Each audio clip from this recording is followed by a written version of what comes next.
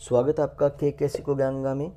और आज का हमारा टॉपिक्स है लिमिटेशंस और एक्सपेक्टेशंस, मांग के नियम के अपवाद कि ऐसी कौन कौन स्थितियां हैं जिसमें मांग का नियम लागू नहीं होता चाहे अजम्पशंस पूरी हो रही हों। तो जिन्होंने अब तक चैनल सब्सक्राइब नहीं किया वो चैनल को सब्सक्राइब कर लें, शेयर कर दें, लाइक कर दें ताकि नेक्स्ट वीडियो की अपडेट आपको मिलती रहे। तो स्टार्ट करते हैं टॉपिक हमारा मांग के नियम के अपवाद। अपवाद से हमारा मीनिंग है कि हमने बात की कि मांग का नियम तब लागू होता है जब सभी अजम्पशंस पूरी होती हैं, सभी मान्यताएं पूरी होती हैं। लेकिन अगर मान्यताएं पूरी होने पर भी मांग का नियम लागू ना हो, अर्थात कीमतों के कम होने पर मांग बढ़े ना और कीमतों के बढ़ने पर मांग कम ना हो, या कीमतों के कम या ज़्यादा होने का मांग पर कोई प्रभाव ना पड़े, तो उसे हम एक्सपेक्टेशन बोलते हैं, एक्सेप्शन बोलते हैं, अपवाद बोलते हैं। एक्सेप्शन या अपवाद ऐसी स्थिति है कि सभी शर्तें पूरी होती हैं लेकिन फिर भी लॉ एग्जिस्ट नहीं करता, मांग का नियम लागू नहीं होता। तो ऐसी कौन कौन सी स्थितियां हैं जिन पे मांग का नियम लागू नहीं होता। फर्स्ट ऑफ ऑल आता है नेसेसरी गुड्स, आवश्यक वस्तुएं। आवश्यक वस्तुओं के संदर्भ में मांग का नियम लागू नहीं होता। इनकी कीमतें चाहे बढ़े या घटें, इनकी मांग पर कोई प्रभाव नहीं होता। जैसे आटा है, गेहूं है, दवाइयां हैं, माचिस है, नमक है, इनकी कीमतें चाहे बढ़ जाएं तब भी हमारी मांग क्या रहेगी, उतनी रहेगी जितनी पहले थी। और कीमतें अगर कम भी हो जाएं तो भी हम इनको ज़्यादा नहीं खरीदते क्योंकि ये हमारे जीवन की आवश्यकता है। दवाइयाँ हैं, मान लो अगर महंगी हो गई तो ऐसा नहीं है कि हम मात्रा कम लेनी शुरू कर देंगे, और अगर सस्ती हो जाए तो ऐसा नहीं है कि घर पर ला के बहुत ज़्यादा छोड़ देंगे ताकि आगे ले सकें, ऐसा भी नहीं है। तो आवश्यक वस्तुओं के संदर्भ में मांग का नियम लागू नहीं होता। इसी प्रकार से second, necessities for social status, समाज के अनुसार आवश्यकता। बहुत सी वस्तुएं ऐसी हैं जो हमारी लाइफ के लिए ज़्यादा आवश्यक नहीं है लेकिन समाज में हमारा एक स्टेटस शो करने के लिए हमने उनको अपनी आवश्यकता बना लिया है। जैसे महंगे फ़ोन हैं, एलईडी है, फ्रिज है, बाइक है, ये इतनी नेसेसरी नहीं है लेकिन समाज में हमारी प्रसिद्धि को दिखाने के लिए, गुडविल को शो करने के लिए, स्टेटस को शो करने के लिए हमने इनको अपनी आवश्यकता मान लिया है। अब महंगे फ़ोन परचेज करते हैं, फ़ोन महंगा है लेकिन फिर परचेज किया जा रहा है, डिमांड की जा रही है, तो मांग करने में एग्जिस्ट नहीं कर रहा। फ़ोन तब परचेज करना चाहिए जब सस्ता हो, लेकिन महंगा नहीं परचेज किया जा रहा है।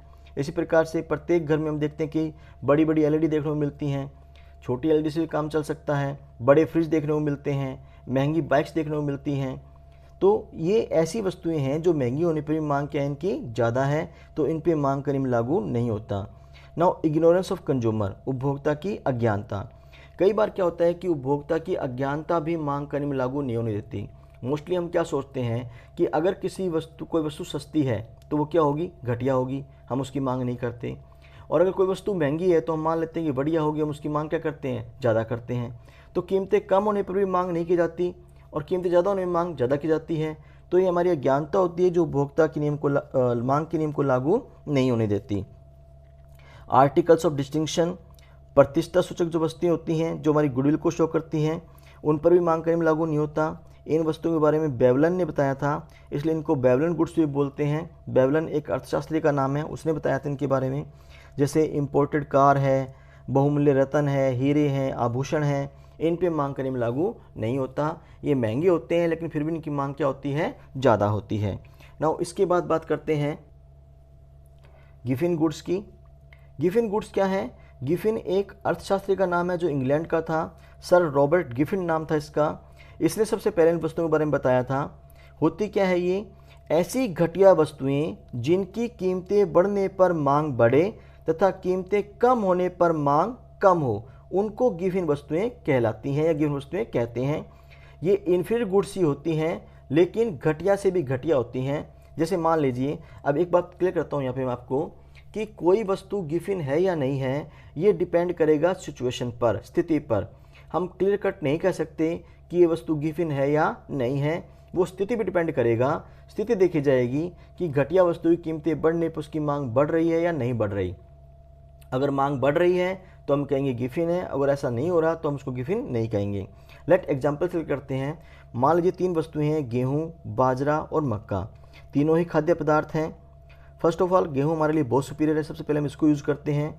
अगर गेहूँ ना मिले तो फिर हम बाजरे को प्रेफर करते हैं, बाजरा खाते हैं। और बाजरा भी ना मिले तो फिर हम मक्के को प्रेफर करते हैं।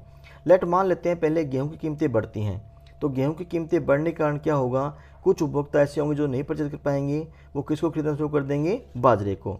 तो बाजरे की मांग बढ़नी शुरू हो जाएगी। बाजरे की जब मांग बढ़ेगी तो बाजरे की कीमतें बढ़ेंगी। कीमतें बढ़ने पर भी मांग क्या हो रही है? बढ़ती जा रही है। तो कुछ उपभोक्ता ऐसे होंगे जो बाजरे को भी नहीं खरीद पाएंगे, किस पर आ जाएंगे? मक्के पे आ जाएंगे। वो मक्के को खरीदना शुरू कर देंगे। हालांकि मक्का जो है वो इस बाजरा से घटिया है हमारे लिए। बाजरा हमारे लिए इन्फीरियर था, किससे? गेहूं से। और बाजरे से इन्फीरियर क्या है? मक्का है। यानी मक्का घटिया से भी घटिया वस्तु है, लेकिन इसकी कीमतें बढ़ने के कारण इसकी मांग अभी भी क्या हो रही है? ज़्यादा हो रही है। रीज़न चाहे कुछ मर्जी हो, रीज़न ये है कि गेहूं लोग नहीं परचेज कर पा रहे, बाजरा भी नहीं खरीद पा रहे, तो क्या खरीद रहे हैं? मक्का खरीद रहे हैं। लेकिन मक्का क्या बन गया? अब गिवन वस्तु बन जाएगा, क्योंकि एक तो ये घटिया वस्तु है और दूसरा इसकी कीमतें बढ़ती हुई भी इसकी मांग क्या है? ज़्यादा है। इसलिए इसको हम गिवन वस्तु कहेंगे। एक और एग्जाम्पल लेते हैं। मान लीजिए देसी घी और डालडा घी है। देसी घी और डालडा घी दोनों का मिठाइयों में यूज़ होता है बनाने के लिए। देसी घी महंगा होता है, हमारे लिए सुपीरियर है, और डालडा घी हमारे लिए क्या है? इन्फीरियर है। लेकिन जब फेस्टिवल का टाइम आता है तो दोनों ही वस्तुओं की कीमतें क्या होती हैं? ज़्यादा होती हैं। हलवाई जो होते हैं वो देसी घी का प्रयोग नहीं कर पाते, किसका यूज़ करते हैं? डालडा का। तो डालडा की उस समय कीमतें ज़्यादा होती हैं, लेकिन कीमतें ज़्यादा होती हुई भी उसकी मांग क्या होती है? उस समय ज़्यादा होती है। तो इस इन्फीरियर गुड्स को हम क्या कहेंगे? उस समय गिवन गुड्स कहेंगे, घटिया वस्तु कहेंगे, गिवन गुड्स कहेंगे। नाउ इसके बाद बात आती है fear of shortage of goods. अगर भविष्य में हमें ये लगे कि युद्ध के कारण, अकाल के कारण, बाढ़ के कारण, चक्रवात के कारण या और किसी संभावना के कारण भविष्य में वस्तुओं की मात्रा कम होने वाली है, तो वर्तमान में ही हम क्या करेंगे? ज़्यादा कीमतों पर उनकी मांग ज़्यादा करना शुरू कर देंगे। तो मांग का नियम अप्लाई नहीं होगा।